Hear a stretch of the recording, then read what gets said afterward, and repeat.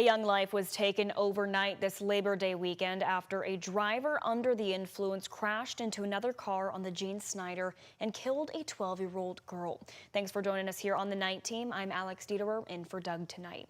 LMPD says a car crash took the life of a child and left 2 other people with life-threatening injuries. WHAS11 Night Team's Jose Alonso and photojournalist Aspen Hester have the details.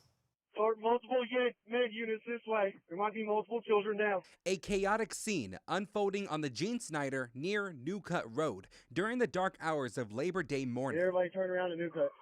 We're going to need the Snyder shut down completely southbound from New Cut. Traffic still blocked off once the sun rises as first responders navigated potential drunk driving crash with several people ejected out of a vehicle. LMPD reports no one in this wreck was wearing a seatbelt. I have a young infant stuck under the rear passenger tire of the vehicle, and I got a female in the ditch. From the Sky 11 drone, you can see traffic back flowing normally Labor Day afternoon. But it took hours for officials to reopen this highway after they found a child who didn't survive the crash. I got a child down. Child down outside the ditch. LMPD says this fatal collision took the life of a 12-year-old girl and also led to a woman and an infant being transferred to a hospital with life-threatening injuries. Police say they arrested 34-year-old Ronaldo James Gill for driving under the influence after failing a sobriety test. The vehicle that's off the road into the tree line on the opposite side, I guess the eastbound side, is all the occupants of that car been accounted for.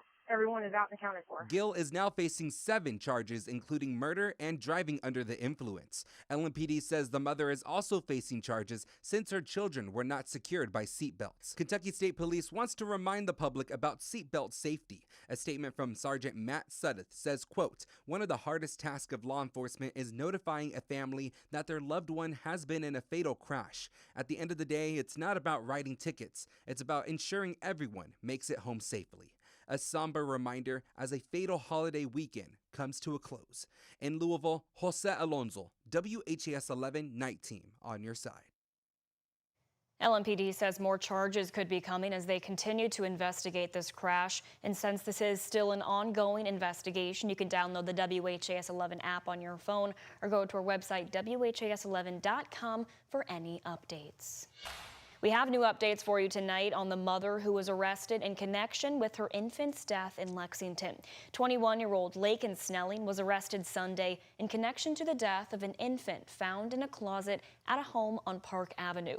Police discovered the infant's body wrapped in a towel inside a black trash bag and confirmed Snelling was the infant's mother.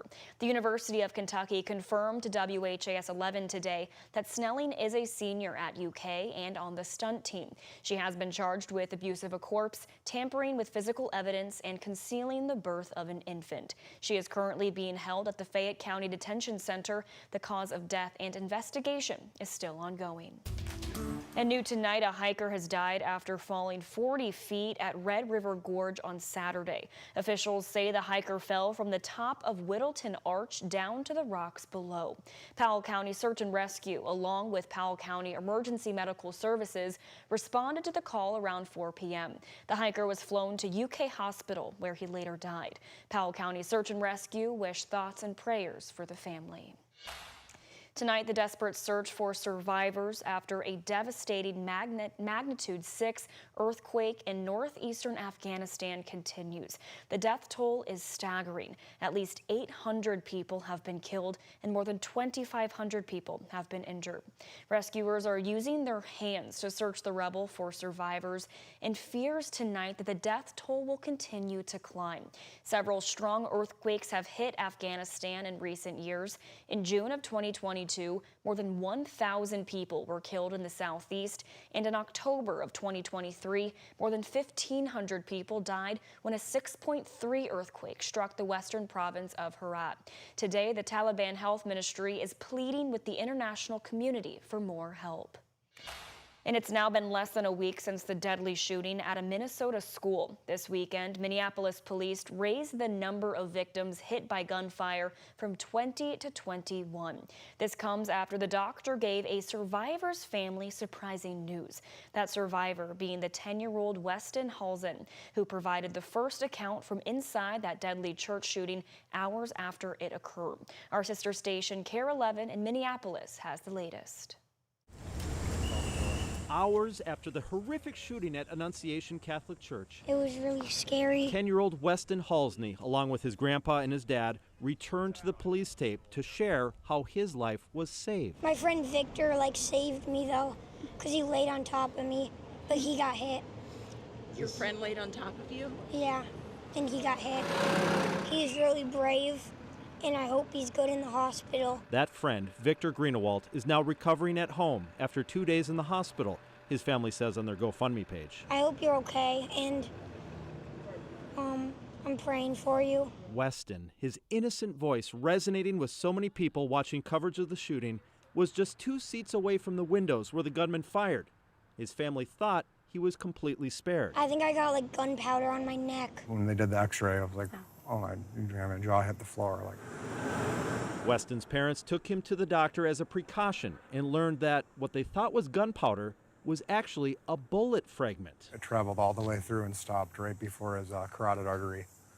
So he's a very, very lucky little boy. Grant Halsney says the fragment is actually resting on the carotid artery. So it just ran out of momentum just in time. So we're very, very thankful for that. So Weston's return to normalcy after the shooting now takes a short detour at Children's Hospital, where a surgeon is removing the fragment in what Grant calls a delicate but low-risk surgery. And yeah, I'm just praying for the best. Grant says he's also still trying to process everything his son and his schoolmates have experienced. Kids, they don't deserve to go through this. It's unthinkable. Are y'all good with going to school in fear? No! Are y'all good with lockdowns instead of learning? No! Are y'all okay with funerals instead of graduation? No! So we gotta stop the violence. And today, hundreds of people rallied in Minnesota demanding action on gun violence prevention. The rally honored the victims of the mass shooting at Annunciation Catholic Church. Many victims are still recovering. The group gathered outside the Minnesota State Capitol, calling for a ban on assault weapons and high-capacity magazines. There is no reason that weapons of war should be in our communities, our neighborhoods, or anywhere near our schools. The Minnesota Gun Owners Caucus pushed back on calls for an assault weapons ban and said the focus should be on the root causes of violence. In a statement, the group called for, quote, strengthening mental health resources, broadening community support systems, providing schools with discrete layered security, and denying perpetrators the notoriety they seek, end quote. We won the election. We should be able to come in. They should recognize us as a union. The pivotal union vote at the Blue Oval SK battery plant in Hardin County is forcing people to pick sides. The final results of a very tight election still hangs in the balance, pending a federal review. And on this Labor Day, we caught up with a very influential figure in the union worker community. Todd Dunn explains from his view why 41 ballots from Blue Oval SK employees are being questioned in that high-stakes vote on whether the Glendale, Kentucky battery plant will unionize and join the United Auto Workers. They're trying to break the backs of unions and labor unions and labor unionists, and those who want to be represented in the workplace. And we clearly won. Shouldn't have been going through this process. Out of more than 1,000 votes tallied, Blue Oval SK workers in favor of unionizing hold a narrow 11-vote majority. It could sway the other way, depending on the National Labor Relations Board's ruling on the disputed ballots. And this year, Labor Day across the U.S. is going back to its roots. The holiday is rooted in activism, and this year we saw that theme throughout our country. Today, hundreds of people walked through towns like Corydon in southern Indiana. The Raging Grannies spent their Labor Day holiday in harmony, protesting actions taken by the current administration.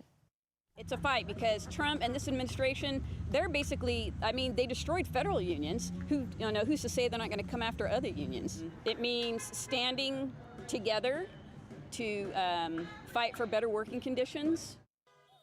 In response to the rally, the Harrison County Republican Party said in a statement, quote, "With President Trump and Republican leadership, this Labor Day, America is winning again with real wages up, inflation and gas prices down, the border secure, illegals being deported, working class tax cuts, including tax cuts on tips, Social Security and overtime, new fair trade deals, and America's social safety programs protected from exploitation by illegals, waste, abuse, and fraud," end quote.